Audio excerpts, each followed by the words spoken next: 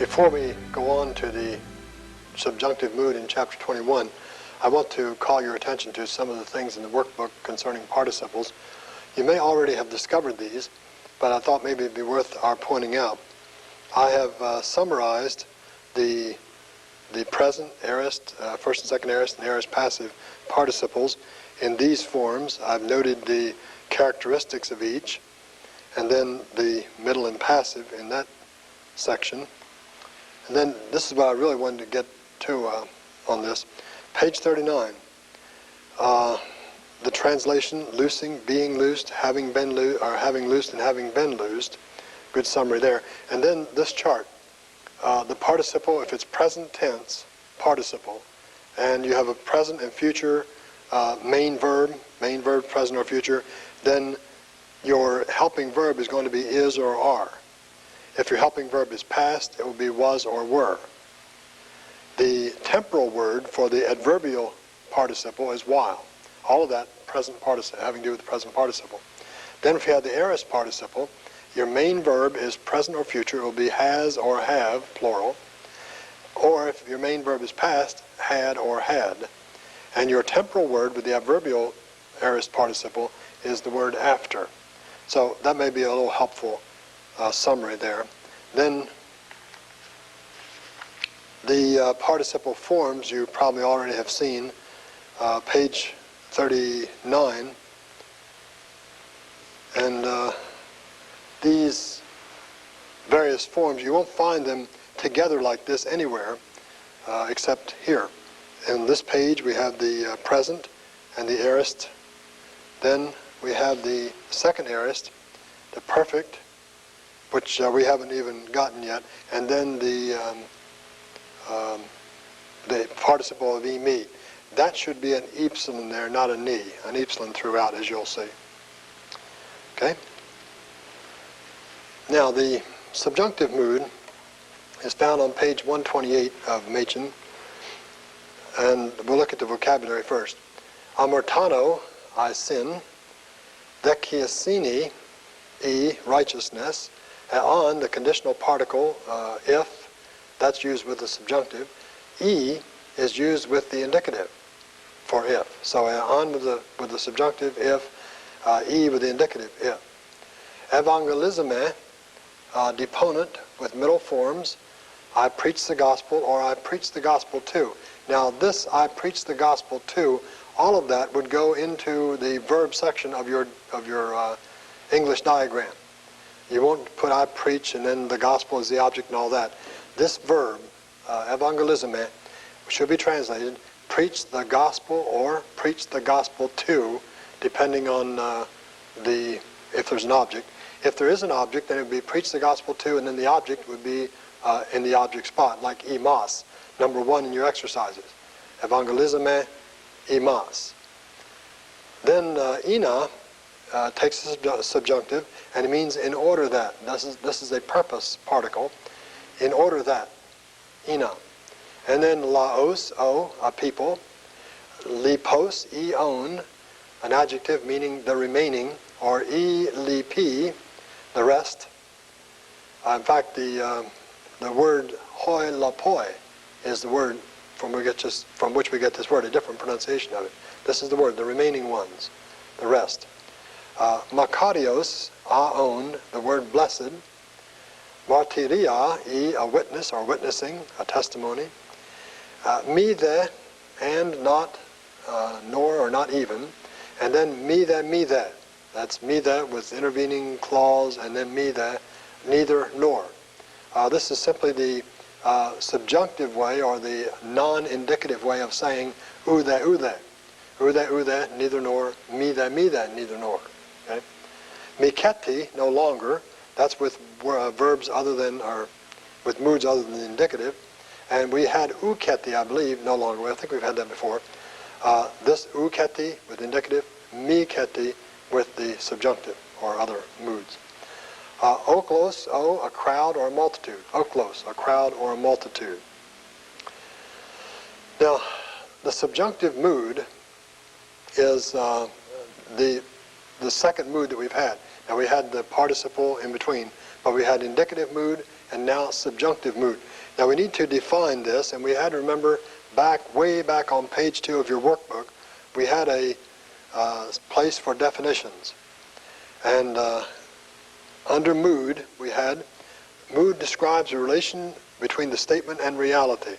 Then we had the indicative mood, and we said the indicative mood describes or gives a statement considered true by the speaker, considered to be true. The subjunctive mood, on the other hand, refers to an unfulfilled statement, or a statement is unfulfilled in the mind of the speaker. It's a future kind of thing, unfulfilled in the mind of the speaker. So you should put that in. And by the way, while we're speaking of that, we have given other definitions, and you should fill those in as well. Go back in that part of your workbook and remember the definitions that we've given you and fill that in. Then the subjunctive only occurs in the present and the aorist, and we should look at the forms now and see that the forms are going to have the same endings. In other words, all the endings are primary endings, either OEC or me-e-te, me-e-te. The difference, one big difference is that there's a long variable vowel. The key to the subjunctive forms is that instead of having a omicron epsilon as a variable vowel, it's omega eta. Omega eta is the variable vowel, and you'll see that throughout the subjunctive. Now here are the forms. You'll see the paragraphs. This is back in the back of the book, paragraph 602, and those are the forms of e-me. He says in this chapter, learn the subjunctive forms of e-me. Well, I've given them to you. They are o, is, e, omen, ite, osi. Now, the only difference between the subjunctive of e-me and the present subjunctive of Leo is the different root. In other words, the forms of e-me are the endings of all the other active subjunctives. Here's the stem, li, and then it's o, is, e, omen, ite, osi. See? Stem li. So you look at the stem, that's the present stem, therefore the present subjunctive. Now you won't be able to tell whether that is present or subjunctive or indicative. There's no way to tell except by context. Now, if you want to make it aorist, paragraph 274, then you see a sigma. Don't worry about the alpha. There is no alpha. In the subjunctive, you simply add a sigma to the present stem, and you have the aorist subjunctive stem. So you have the aorist stem, and then the same endings. O, is, e, omen, ite, osi. So, with a sigma, aorist. Without a sigma, present. Then the second aorist. Simply the second aorist stem, and then the same thing. O, is, e, omen, ite, osi. Second aorist active. This is not in Machen, but that's what it would be. Then the aorist passive, letho. Lethis. So we have simply leth, lambda, epsilon, and then theta. Remember, the theta is always connected with the aorist passive anyway, so we have letho. O, is, e, omen, ite, osi. Isn't that simple? We have the same endings. All these endings are the same, and all you need to know for the present or the aorist participles is what do you add? You add a sigma for the active, you add the second aorist stem for the second aorist active, and then a theta will give you the aorist passive. Now, those are the actives. Now, he gives us here two middle or passives, or in paragraph 271, he gave us the present, middle, and passive subjunctive of Leo, and it's Li-o-me. But you see the variable vowel there, O-e-e. Omega eta, not omicron epsilon. And then it's the primary endings again. Me-e-te, methystone de. Then in paragraph 275, the aorist middle, same thing except you have a sigma in there. The difference between the present subjunctive and the aorist subjunctive is a sigma only. Now if you mark those, go back over them, and the forms should not give you any trouble at all. But there are quite a few forms in this chapter, so make sure you have them down, especially if you're expecting to take a quiz. Now, the explanation of how you use this, notice he doesn't give any translation. That's what you've been used to. Give a form, give a translation. Well, the translation of the subjunctive will be a little harder to come by. So we need to find that answer in the various uses. Look at some of the things he says about this. Now, what I mentioned about the long variable vowel is in paragraph 272. Jot that down in Machen. Well, 269 and 272. Then the usages, the use of it, is started in paragraph 283. The tenses of the subjunctive. Subjunctive is absolutely, there's no distinction in time. Now, I put this in the workbook. You follow along in that, and there'll be no problem there.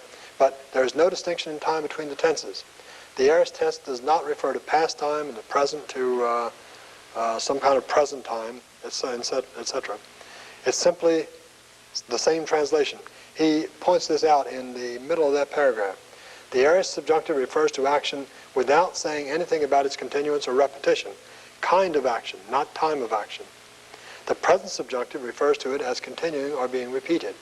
Thus, ina liso. Now, liso is aorist. Ina liso means in order that I may loose, while ina leo means in order that I may be loosing. But really, it's hard to bring that translation out. I simply say, translate both of them in order that I may loose. Don't try to make it some kind of distinction, but in your interpretation, then you can bring out the continuation. But interpretation, make it the same. As you would expect in paragraph 284, the negative is me, because outside the indicative oo, outside the indicative me.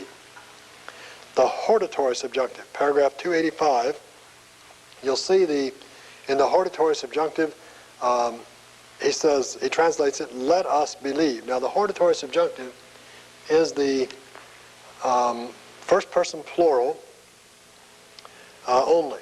It's the only time you have the hortatory subjunctive, because when you say hortatory, you're saying, let us do something. That includes the speaker and someone else. So that would be first person plural.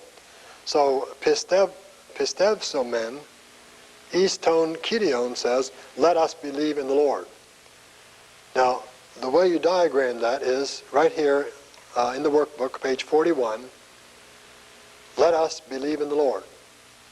So, and then we just write the let us in. It's a hard thing to do. There's no other way to handle it except that, as far as I know. So just put let us in there. And then in the English, the same thing. Let us believe in the Lord. That's the hortatory subjunctive. Now, sometimes the first person plural will be translated, we should believe in the Lord. If he gives you a emis, in other words, if he gives you the subject, then it will be we should. If he doesn't give you a subject, then it's let us. The statement as it stands there has no subject except in the verb. But if he gives you emis there, then you would say let us, or you'd say we should, because you have to translate your we. Now, another use of the part of the subjunctive is in paragraph 286. Expresses purpose. Ina with the subjunctive. Look at the example. We come in order that we may see him. So the main clause is we come, just that one word. Then ina, a subordinating conjunction, begins its clause, and that's the rest of this sentence. So that is going to modify the main clause. We come in order that we may see him. The second sentence is, we came in order that we might see him. Now he says may in one and might in the other. Same subjunctive verb, but you see the difference? In the first one, there's a present tense main verb. In the second one, there's an aorist main verb. So when you have a present tense main verb, we come in order that we may see him. A past tense or an aorist main verb, then we say we might see him. That's the translation. Now the diagram is shown on page 41 of the workbook. We come in order that we may see him. Now this is adverbial. It answers the question why. Anything that answers the question why is an adverb. So we diagram it under the verb. It's modifying the verb. Why do we come? We come in order that we may see him. So this will tell us why this occurs, and therefore is adverbial. The subjunctive is also used in future conditions. Now by future he means unfulfilled. We use the idea of if. We have this in English. We have several ideas in English about the subjunctive. We can say, I wish. I wish he were my brother. Well, if I say I wish, once I say wish, then I am telling you that there is an unfulfilled condition or unfulfilled statement coming up. I wish that he were my brother. If I say, if I were king, you know right away I'm not, because I'm saying if in English. And once I say if, then I have a subjunctive idea following. And we've pretty well lost most of our subjunctive words, our subjunctive forms in English, but we do retain them in the to be verb.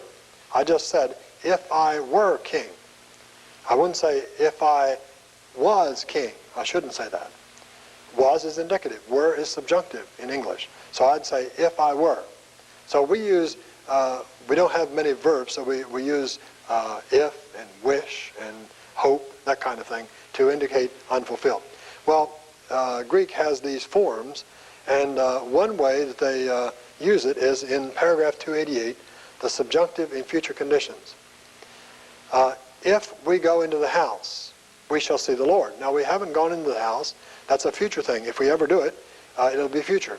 If we go into the house, we shall see the Lord. Now, we have something here called the protasis and apodosis. Look in paragraph 289 there, and you'll see those two words, protasis and apodosis. The protasis is the if clause. The apodosis is the conclusion. Now, the protasis is if we go into the house. Now, the kind of condition is telling me whether I expect that to happen or not, or whether it has happened or not. When I use I'm with the subjunctive, I'm saying we haven't gone into the house yet, but if in the future we do, then we will see the Lord. And if the protasis comes true, then the apodosis will naturally follow. So I'm making that promise. That's what the third class, or the future condition, has in mind. Now, if I use the first class condition, then I'm assuming that to be true. I may say, if you are teaching the brothers, and I'm assuming you are, if you're teaching the brothers, then you are good disciples. So I'm assuming that that you are teaching the brothers. That is E with the indicative. As you'll see in paragraph, top of page 33, 133, number 2. He says there, he uses the am of the subjunctive, and then he goes on to explain E, about the 5th or 6th line down. E, didascete tous adelphous, den pista iste didaskeli. If you are teaching the brothers, you are faithful disciples. And that E with the indicative assumes the protasis to be true, and therefore assumes that the apodosis will follow. So that's a little thing like first and third class condition. One thing you need to remember about the first class condition, that is E with the indicative, it is not necessarily true. It is assumed to be true. So we're not saying that every time you see a first class condition or a E with the indicative in the New Testament, that's a true statement.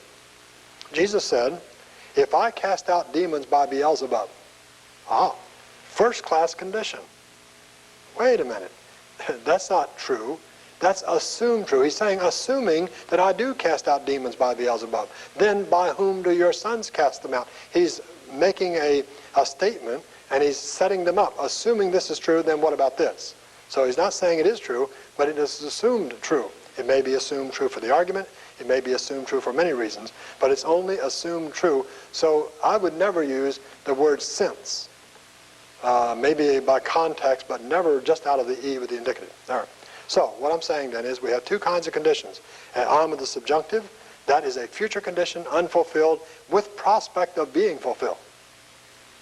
And we have the first class condition, E with the indicative, and that is assumed true for some reason, and that is E with the indicative, and we see illustrations of that in the workbook. If we have here, eon, with a subjunctive. We will see the Lord. That's the example he gave in the paragraph. If we go into the house. If we go into the house, we'll see the Lord. Future condition. If we do, we may, probably will, but if we do, we'll see the Lord. Protasis, apodosis. If this happens, then this will happen. And the key then is the protasis. What kind of condition is the protasis? That will tell us what prospect we have for the apodosis to be fulfilled. Then we have the E here. If we are disciples of the Lord, we will be saved. The theology is not that good, but it's a sentence anyway. If we are disciples of the Lord, we will be saved. Then we could have the same kind, the E clause, the first class condition, with a hortatory subjunctive. If we are disciples, let us teach the brothers. So either of those will do. They're both examples that Machen gives in the text. And when I said bad theology, I'm not saying Machen's theology was bad. He's making up sentences. And Machen was a really fine theologian as well as Greek man. And so I would never want to cast any aspersions on him. He's with the Lord now, and we're reaping benefit from the labors that he put forth. The exercises are there in the subjunctive. Remember, we said that you have no particular way to translate the subjunctive. You simply do it by whether it's an eon or an ina or a hortatory, whatever it is, and you learn from the various paragraphs that we discussed.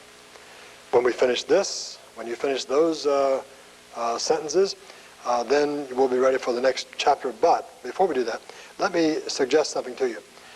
When you translate these sentences, remember I said a long time ago, and said it often, that when the first thing you do is to get the main verb. Find the main verb. Now look at that first sentence. Eon starts the clause. You know that eon, the verb that follows eon, is not going to be the main verb. That is in a subordinate clause. The main verb is limpsestet, say. So divide your sentences up into clauses. Maybe put parentheses around these subordinate clauses. Put sentences around the participles. And get down to that main verb. Then get the main verb on the line. It's almost like this.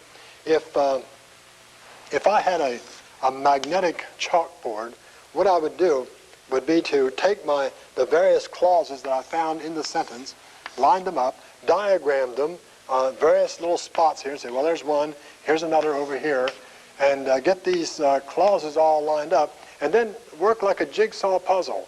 Well, here is a participle. What kind of a participle is it? Well, it's, better take that off there if it's going to be a participle. Here's a participle, it's adverbial, all right? Adverbial participle, put it under the verb. Well, here's an on clause. Well, if it's an on clause, it goes under the verb. Put it under the verb too, so we have two under there. See what I'm saying? Take it like a jigsaw puzzle. Divide and conquer. You'll never really have a clause any longer than chapter 4 that you had. Remember you had subject, verb, object? That's all you have here. Subject, verb, object. Over here, subject, verb, object. Up here, subject, verb, object. Then you put these depending on what kind of a word they represent. See, this whole thing represents an adverb. Just one word. It's a clause taking the place of one word, an adverb. Now you might have a participle here. One is taking the place of one word, an adjective.